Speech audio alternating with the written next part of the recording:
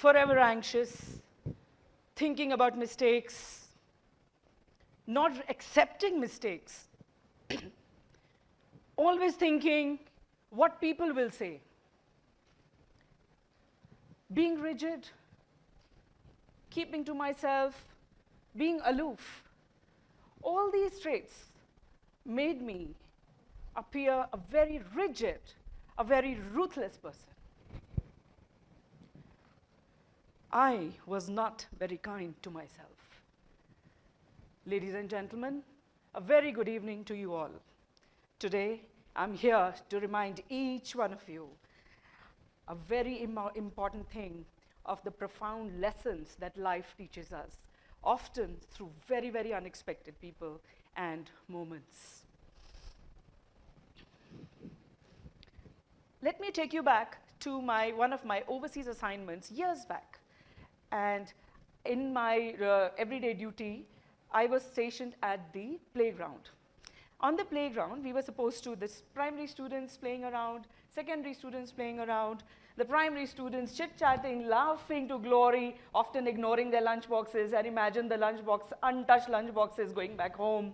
And the other side was the secondary students scheming in groups, how to miss classes, how to sneak out of the PE lesson, how not to attend lessons or go into the sick bay, and just their usual childhood, just their usual secondary and primary student life.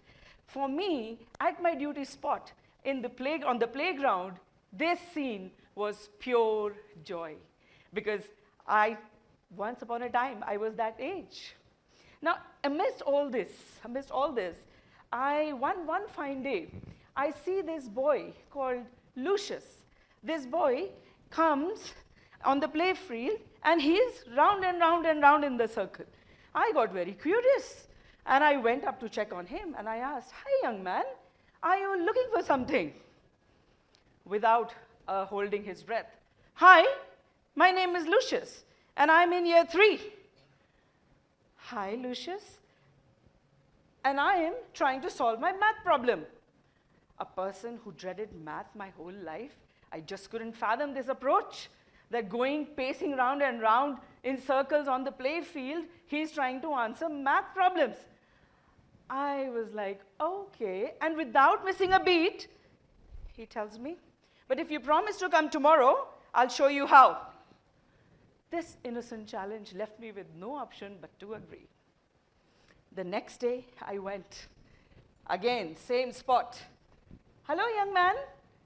How are you today?" "You are late." To my face. Apologizing. I heard him. He showed me his paper with a pen. This is what I was trying to do yesterday. On a very neat and clean paper, he solved his mathematical sums. And he told me, it's okay to be late as long as you have a reason. Just like it's okay to go round and round in circles if it helps you think. Yesterday, I was going around in circles because I was thinking, drawing patterns, how to solve my math sums. And see, this is how I do it. I did it. See? And he laughed to glory, ladies and gentlemen. On his own, year 3, Lucius, enjoying himself for the small bit of the math problem he solved on his own. And he taught me that piece of math, a person who fears, who struggles with math even today. Lucius taught me that no matter how strange your methods may seem to others, but if you believe in them, they are valid. He reminded me that it's okay to be late or make mistakes as long as we have a reason for it and the humility to acknowledge it. Fast forward, few months forward, I was coming down the stairs.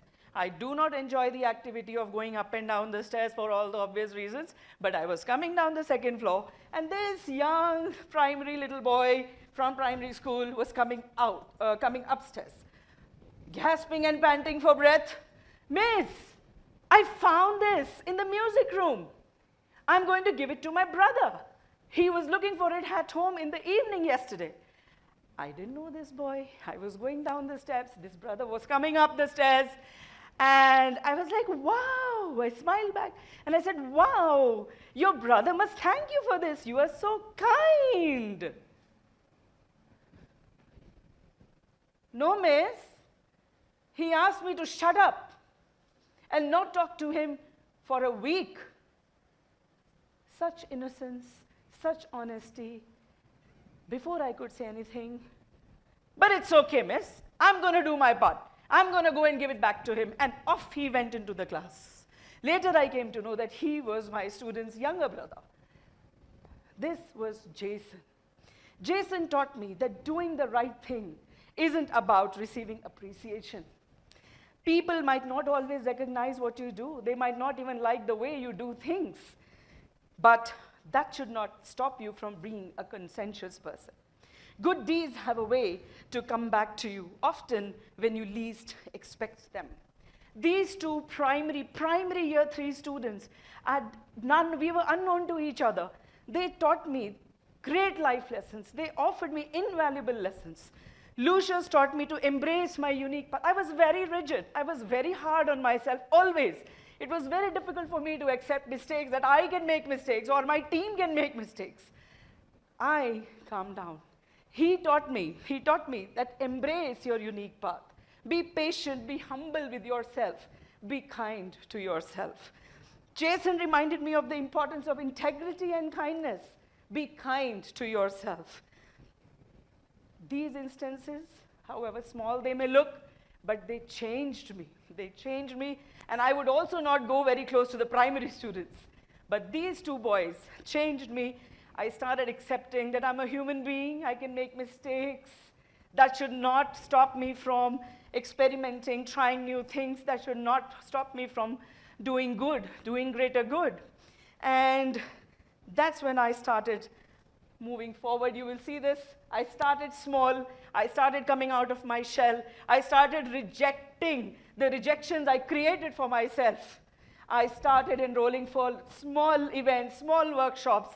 Believe me not, whatever I did, everything under the sun, from candle making, from pottery, and the best was that I enrolled for public speaking and started with marathons, 2 kilometers, then 5 kilometers, then 10 kilometers, but I was consistent.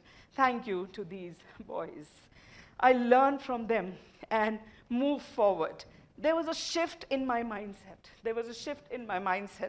And I started looking within. I started thinking that I must grow. If I grow, I will glow, and this glow will be passed on to my team.